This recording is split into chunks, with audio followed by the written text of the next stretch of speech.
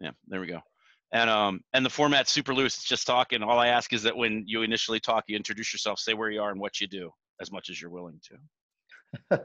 After you, Greg. From Hi, Cleveland, everybody. Ohio. Cleveland, Ohio. Coming in from Cleveland, Ohio. Greg Miller. I sing for the Whiskey Daredevils. I sell television advertising, and I'm pursuing the Master of Wine. That's true too, isn't it? That's 100% factual. It's factual. The initial posts that I saw on Facebook of the fact that you were pursuing your sommelier's, what do they call it? Certificate? Yeah, there's two schools. There's the sommelier group, which includes service. So I didn't want to become a waiter in my late 40s as at There's the time. good money in some of those places, man. Well, yeah, I know, but I was working a full-time job selling TV, which was in theory should be better money than being a waiter suddenly. And then so this other one is the WSET, which is more trade sort of oriented. It's based out of London. So I've done a lot of European travel to do that. I saw that too. And like I said, the little ladder. I'm at the top of the heap now. I couldn't decide I couldn't decide if you were doing it for fun or if you were seriously pursuing this. And I guess I should have known better. It is absolutely brutal. It's the last exam I took. It's like the most difficult exam I've ever taken. But yeah, people are serious about that. I mean, there's actually, and I'm a communications major, right? So I never had a difficult exam before. Other than a colonoscopy. Right. Difficult. It was a pleasure. I always make the same joke with my doctor. I wish I'd had a drink for this, and her response is always, "Don't you think I wish I had a drink for this?" Yeah. Bill, talk to us. Where are you? You're here with me in Cincinnati, right? Yep. So, guitar player with the Immortals. Civil servant for the city of Cincinnati. Okay. I do payroll. So. Okay. So. God damn. How many times have I asked you that question in the years we've known each other? I mean, I know it's changed, but it's just changed every time you ask me. I can only go through so many layoffs. Right. Yeah, shit. Well. Yeah. Well, I mean, you guys are both working, obviously, right? Yeah. Bill, you just said a moment ago that you're going into work every day, so I can't ask you about going insane, being locked in your house for weeks on end. We're in the middle of week what, Greg? 4? Yeah, I don't know. We got something from work, so I'm like trying to sell advertising, right? And I discovered as soon as this went down is that most of my clients are either large special events or retail, right? So everybody's closed essentially. So I feel like First Energy is one of my clients, and they're coming in and doing some messaging and things like that. But yeah, everybody else is just freaking out completely. So and we have to do it out of the house too. So you're just trying to call people on the phone and be like, hey, I think you should invite customers to your store. Well, me personally, I'm not leaving my home, but you should have other people leave their homes. I mean, if it's even all retail concerns, I mean, aren't there some that have been deemed essential? I mean, isn't there? I mean, all the stupid Hyde Park coffee shops are open. Well, I mean, what are you going to do if those aren't open? Make coffee at home. I don't know. Civilization will have fallen. That way lies madness. Yeah. Right. I don't know. What do I know? You guys both know me long enough to know. I don't know. So, Bill, you work. You go into the office because of what? The security of the system. And of the city, of all mankind, he's protecting us. Yeah. And luckily I have a door, so, I just shut everybody out and, slide your paperwork under my door. So, but yeah. I'm pretty sure that there's at least some percentage of the population that finds the fact that payroll is essential reassuring. Yeah. People like their money. It's kind of surprising. I'm fortunate enough to have a sales job as well.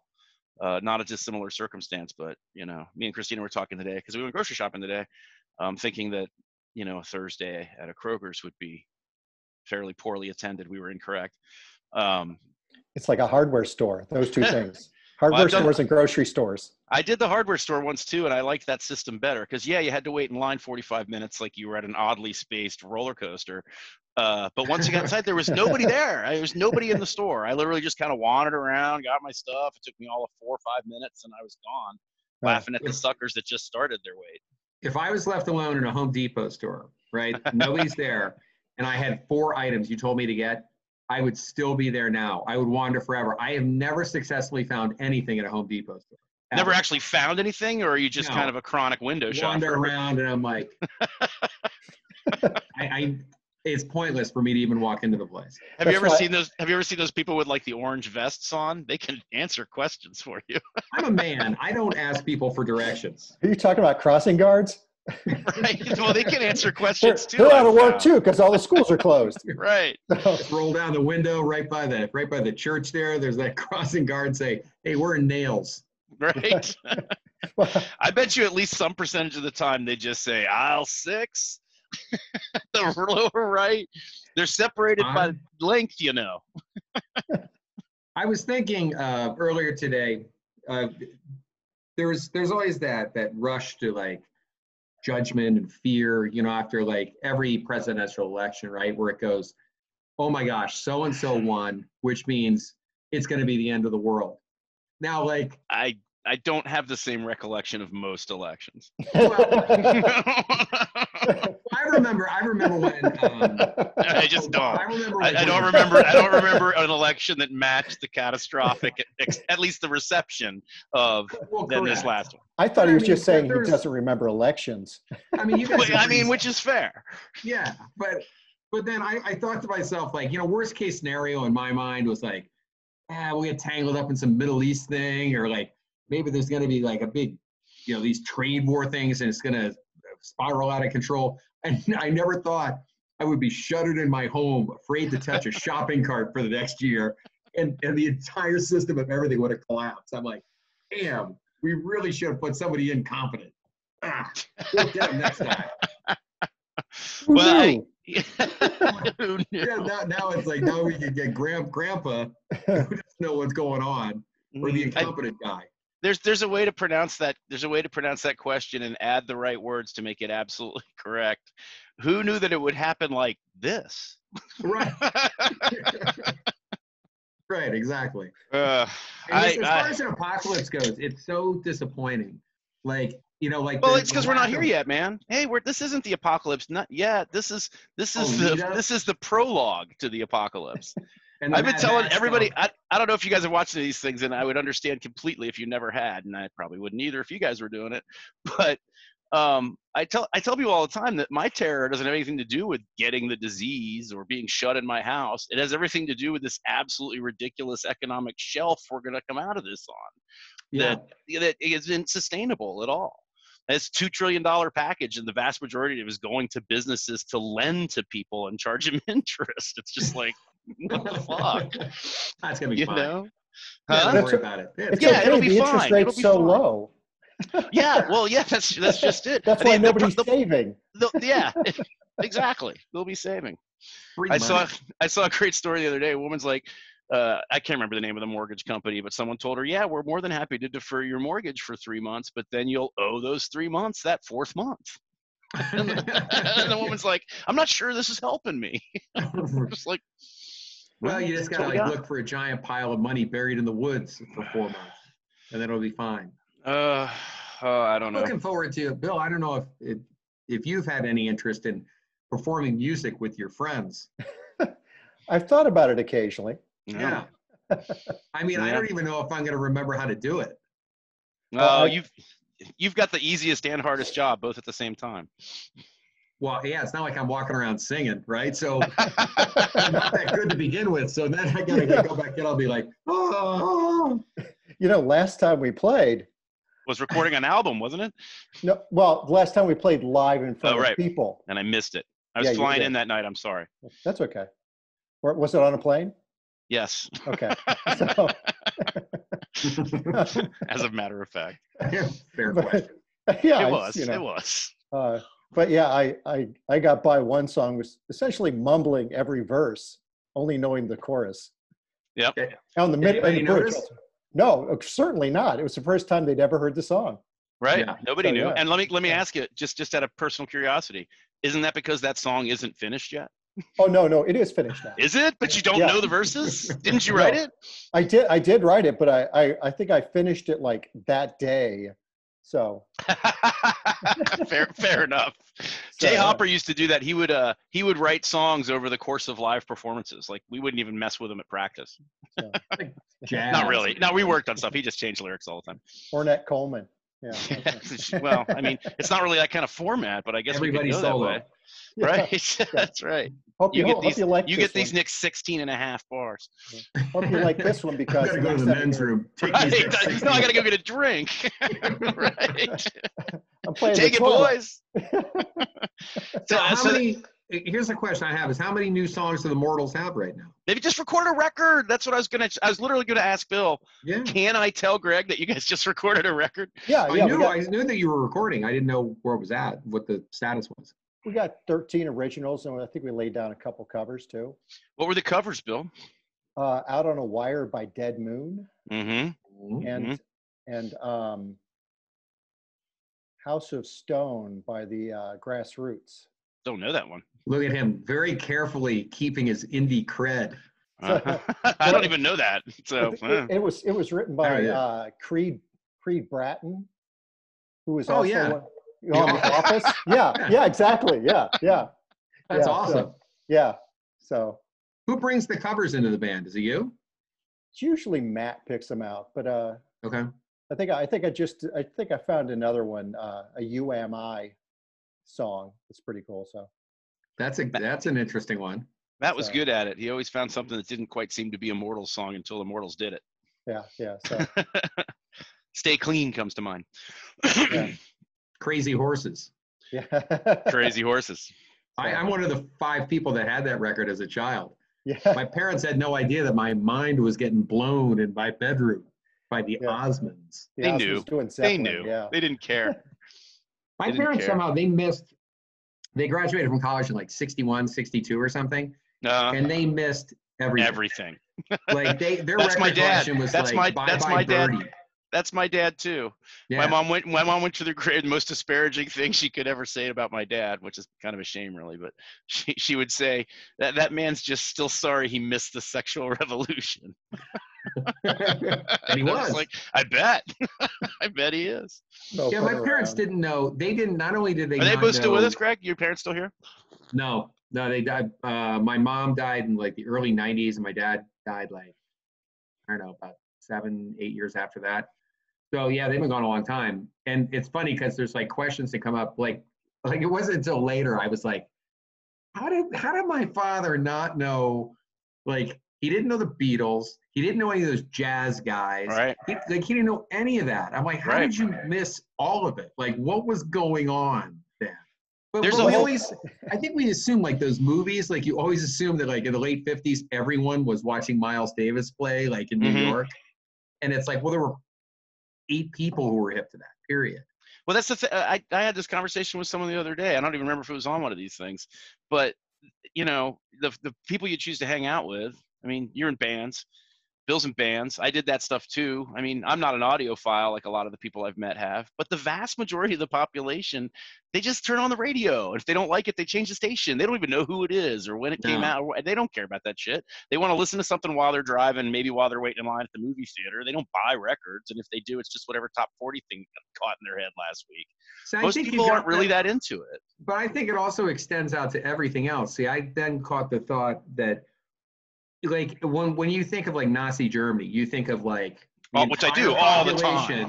Like everyone is goose-stepping along together, right? Right. But meanwhile, it was probably this, a percentage of guys who are like hardcore into it. Everybody else is like I guess everybody else is with the party. I mean, I want to get that good gig.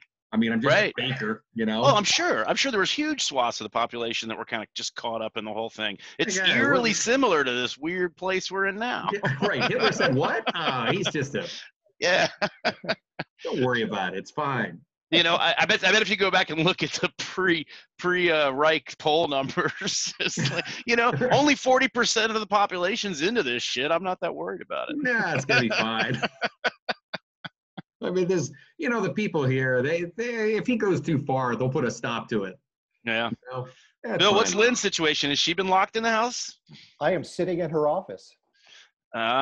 Is she going nuts or is she doing okay? Oh, she's actually doing great. Oh yeah. Like, about 2:00, she usually would almost fall asleep at work. She'd feel really tired. Yeah.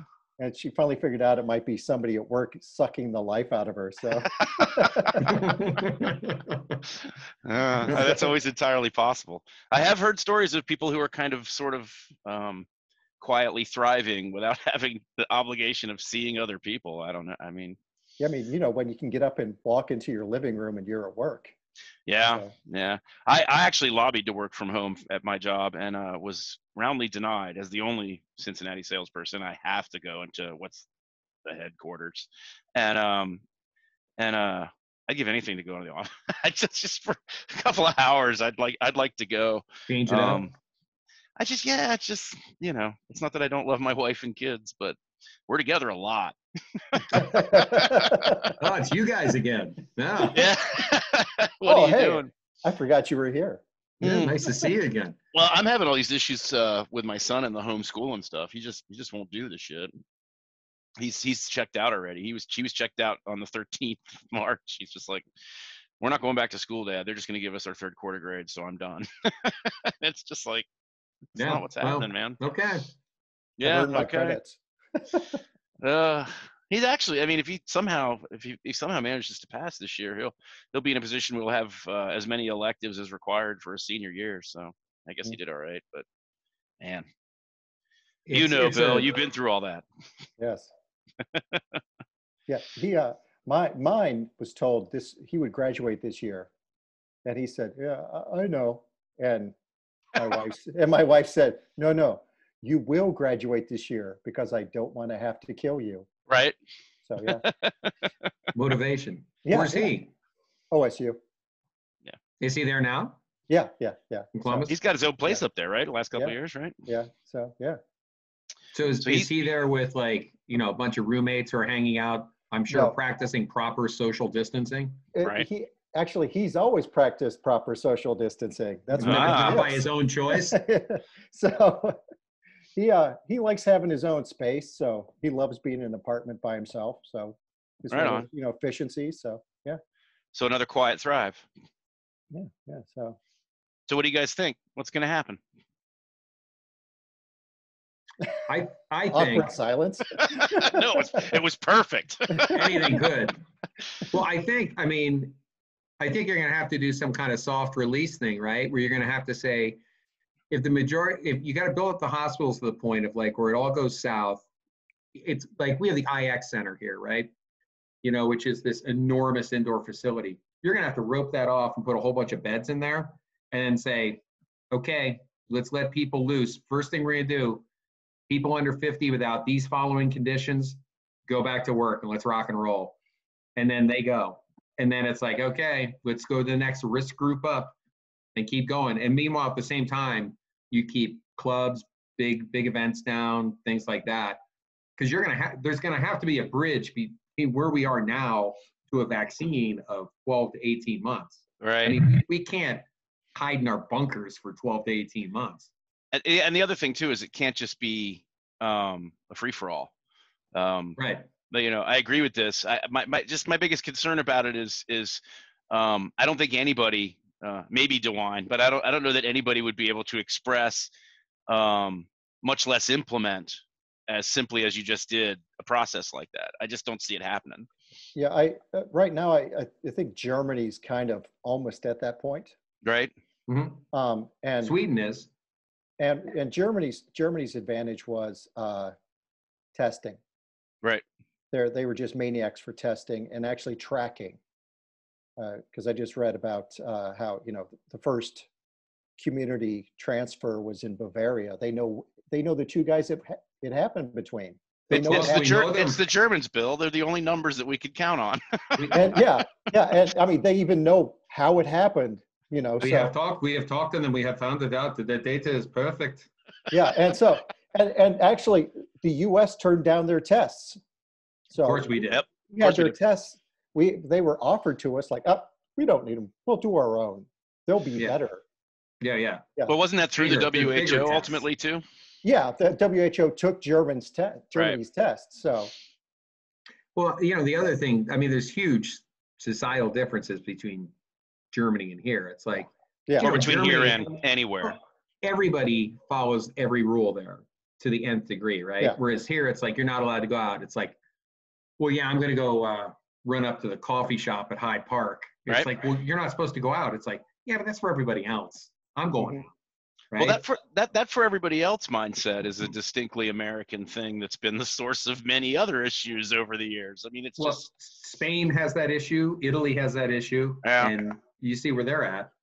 Yeah. They ain't gonna catch us though. Greg, they're not gonna catch us, man. USA. I know, USA. We're number one. I saw an article in the Times today about how they traced it back. So that whole East Coast is all from Europe. Yep. Right. Well, and they're trying to say now that's being put up as a big flag. It's the administration's decision to cut off travel from China was the wrong one. But I mean, I'm no fan of what's happened. There's no doubt that everything's been mishandled. But I would like. How would you know? Who could have known? God, I don't know. It's been same handled. Right. But it just gets so. No, I don't know. I'm looking for more talk like this. I'm looking for more concrete ideas of how it's going to transpire. Nobody's talking like that. They're still saying things like we're at the peak and we're at the other side, and then there's no talk about what the fuck that means. Well, the interesting thing I think is going on right now is the news coverage is you'll have one story which will be like, we're at the peak, we flattened the curve, things are looking really good, and then the next story underneath that is, brace yourselves for 300,000 dead laying in the streets, rotting all summer, right? And you're like, well, wait a minute, which was it? Is it? I actually think it's eased up the last couple of days. A lot of the sources. Coverage? Yeah, I do. I think there's, and I'm not sure how I feel about it. I'm not sure. Like I'm not sure. I'm not. I mean, I just want it to be what's going on. I don't want it to be. I mean, there's a whole other can of worms to open there. I think I've noticed a loosening of the darkness of the last couple of days, and everyone sees it on these quote unquote new models that the administration is. That's the other thing too, is like all of a sudden people's attitudes are starting to be like, oh, we're at the peak or anything. Based on what? Based on the same people that fucked the whole thing up since the beginning. Yeah, right. There's no way you cannot trust anything that's coming. What do you mean? There. See, that's the thing is, you and I can say that, but clearly a shit ton of people are like, no, they know what they're doing. Oh, absolutely. That's the only street shooter we know. That's right. That's what I love about him. He tells it like it is. Yeah, but he tells it like it was something different yesterday. Yeah, but he was still telling it like it is. Like it is right now. It's like a right dog. Now. Like it is right now. To him. To him. Really hungry. Go take a dump. Right. I'm actually surprised that hasn't happened at the podium where he mutters under his breath, does someone have a Twinkie? Bill, what do you think's going to happen? You don't have to speculate. I mean, you don't want to. There's what I hope happens and what will happen, which are, there's a joke from the Reagan administration. God, we long for the Reagan days. And all you need to do is the man in a sweater vest. So, what I like doing is just taking and changing the president's name. That I feel the president will turn this country into what it once was. Mm-hmm. A vast Arctic wasteland. Right. So, right. Yeah. I remember that. I remember people saying that stuff. Yeah, but it unfortunately, it's going to be played by ear, like everything else, and it's going to take a while. Even the people I know who are his supporters are like, yeah, this is going to be a mess for a long time. The smarter ones. Right. The ones that you still talk to. Yeah, the ones who, they're looking at the markets like, but it's like it's going to be a mess for quite a while. And it's I know. Well, part of the reason I'm just going to read a couple more songs, and Yeah. Well, part of the reason I wanted to do this was to try and get a sense of how people were, positioning themselves to handle it. I mean, there's nothing else to do. Yeah, I mean, yeah, right. It's true. I mean, it's it's trying to, how are you going to position yourself against the glacier? Yeah. It's moving slow and you can't stop it. Yeah. So, Well, you said that thing about the smarter people that are supporting the administration. yeah. But you said the first thing you said after you said that was, they're watching the stock market, et cetera, et cetera. And I think that's like the clearest like illustration of what the biggest problem with this whole mindset is the fact that the human race can't sustain itself on a bottom line cash thought process. It Oh, just no, yeah. can't. It can't all be about how much money you can make. And unfortunately, these incredibly disastrous times that I think are a really direct result of that kind of thought process, nobody's changing the way they think. Everyone's just digging in more on where they're at. Yeah, it's what's it called? Escalation of commitment. It's when you double down, it's even when you're down. wrong. It's when it's when you're too stupid to admit you're wrong. Yeah. So yeah.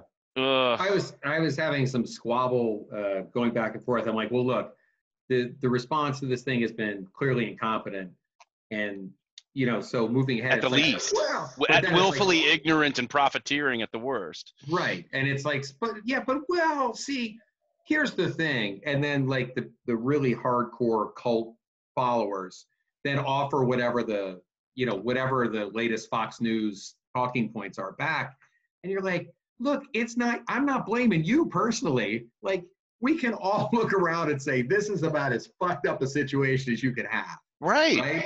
And it's like, I'm not saying you got to blame that guy personally for everything, right? But it's on his watch. Yep. And it's like, you wanted to like cut somebody's head off like a year ago for like, well, Benghazi and oh my God, or like, what about the emails? The server. What about the emails now? I don't hear anybody talking about the emails. No. And it's like, well, we gotta somehow be, and it seems like this, like Ohio has been so successful because we've completely stopped listening to the federal government, right? We're just like, yeah, whatever. That's something that comes on the TV that we're not. Where'd DeWine come from? Where did he come from? I considered him uninteresting at best. I thought he was a puppet, like a little Muppet guy, the thing is just like right out of the gate, he came out and he exhibited. You say what you want about the guy, he exhibited leadership. He had a plan. It was silly to bring his wife in, but I mean, the whole thing was so much clearer cut and more. It exhibited more leadership than I've seen from any politician almost anywhere for the last 3 years. Right. He's like, we're doing this. This is what we're doing. This is what we're doing. We'll pick up the pieces later. He literally gave the restaurant mantra. Yeah. It's easier to ask forgiveness than permission, and quicker. Absolutely. Too. Yeah. And it's, and I don't know, in the end of it, the difficult part, we're going to reach a point where we're going to have to make a decision between, okay, there's people running the actuary tables, right? Where it's going to be X amount of lives versus economy, right? Because when you get down to it, what do we have? 5,000 cases in Ohio, right? I don't know. I don't know if it's top of my head. I can pull it up. 400 or something like that. There's 11.8 million people that live in Ohio, right? I know. So at a certain point, you're going to have to be like, well, look, 11.795 thousand people can't live in like caves after this to save 20,000 or something. I mean, it's just not, it's cold and it's terrible, but it's realistic. And I don't think anybody wants to come out and have that conversation. Oh, I think that conversation's already happening. I mean, it's definitely happening in social media. Yeah, no, definitely. Well, your politicians aren't standing up and going, I'm sorry about your grandma, but I need a Twinkie, like I said before. Yeah. But, I mean, I think I don't think there's a lot of people that don't understand the discrepancy in the death rate and the population and stuff. It's just the communicability, the idea that you can lower the death rate. The flattening the curve thing, it surprised me how many people understood and accepted it. And, me too. I really am. I really thought that was going to be a much bigger to-do than it was. Well, you show them a picture. They get the picture. It worked. Yeah. Pictures It worked for me. I looked at the TV and I looked at my son and I went, ooh.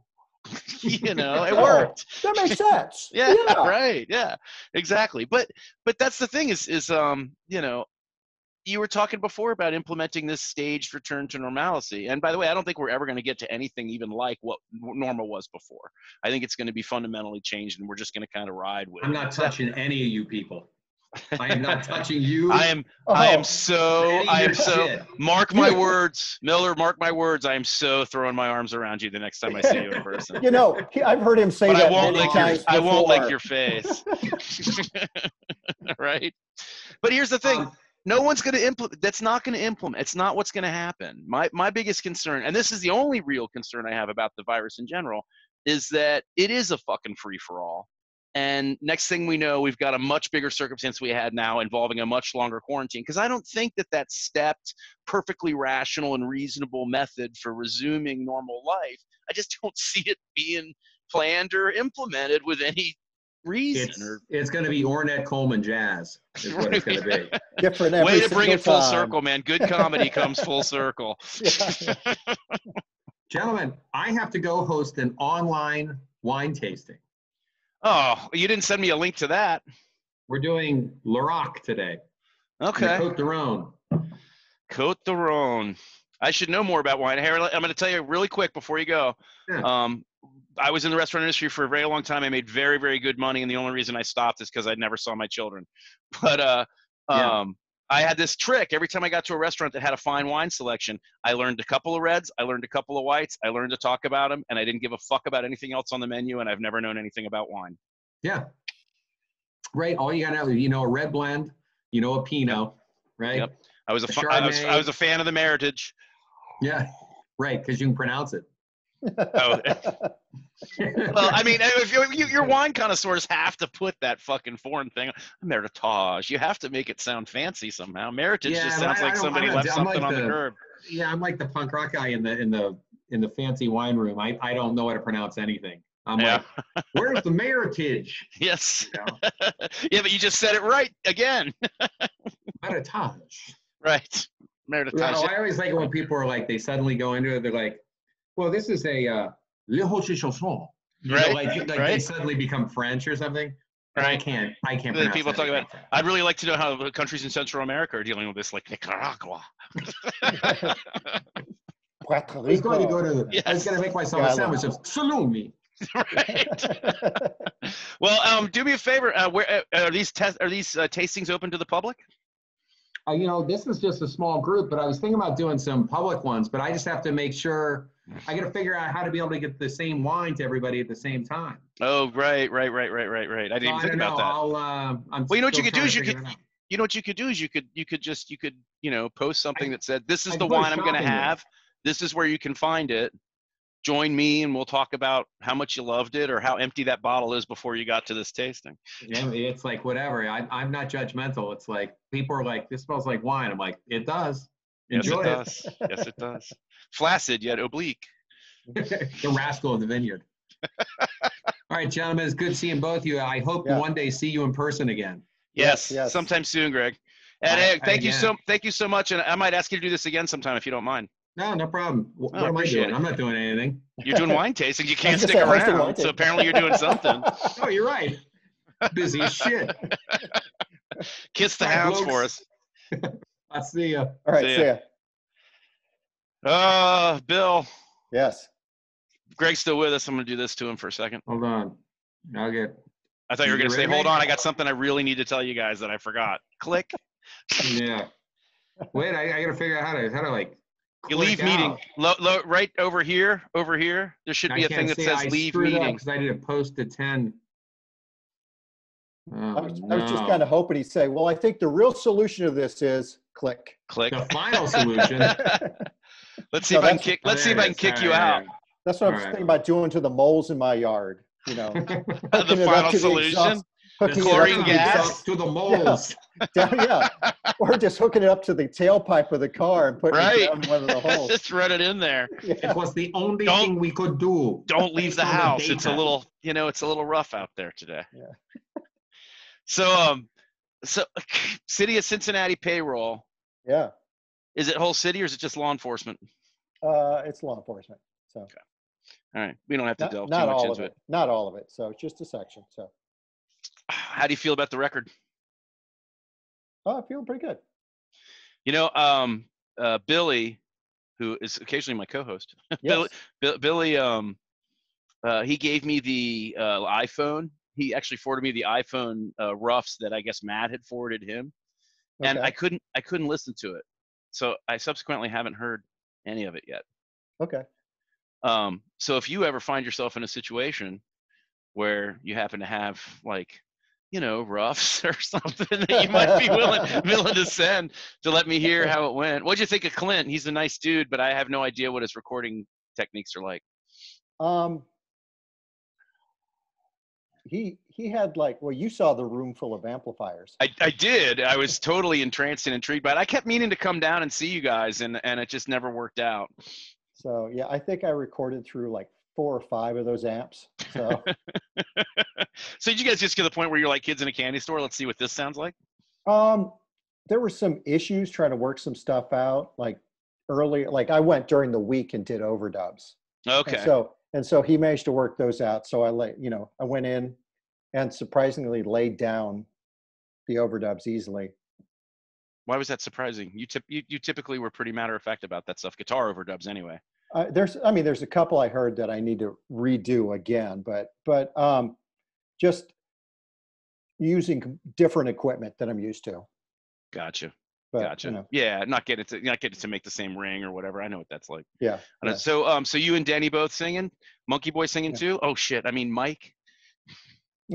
Mike and Matt are also doing backups. Oh, so, I forgot that Matt was kind of working hard on getting in on that. Well, he always kind of did that before, here and there, right? I know he barked here and there. Maybe a hey here and there. Something like that. Yeah. It was more than I ever did. Mike, weren't you at that Cowslinger show that Mike posted today, where me and Steve went up and played the one with Leo and Bobby? I don't recall. And I was at a show that they did it, because I remember there's a show that Tony was playing bass. Right. Well, there was this thing. It happened. I don't know how many times it happened, because those days were even more blurry than the more recent days. But there was this thing where if I happened to be around when the Cowslingers were playing, they'd let me come up and play the Burrow show. And so, because it's hard to mess up, as Mike says. But yeah, right. And on this occasion, that's what happened, and that's how Steve ended up coming and singing the one. And I felt really bad for Mike, because he came up and stood at the edge of the stage as if he was the logical next person who's going to take Leo's place. But Leo wasn't having that. It just went back to the Cowslingers, and Mike went back to the back of the room. I felt kind of bad for him. Hey, I'm not going to keep you much longer, but hey, you willing to do this again sometime? Sure, why not? All right. Well, I'm glad we're both so fortunate. We're both still working and all that shit. Yeah. And take care. Stay well. Be careful out in the real world. Do you go out with masks and stuff, or do you just go straight to the office and not worry about it? It depends on what's going on in the building. Gotcha. I'm gonna get cut off. Have a great night. Thank you so much. It was nice to see Greg too, and I'll let you guys know if we can do it again sometime. Okay, cool. All right. Thanks, Bill. See ya. Take care, man.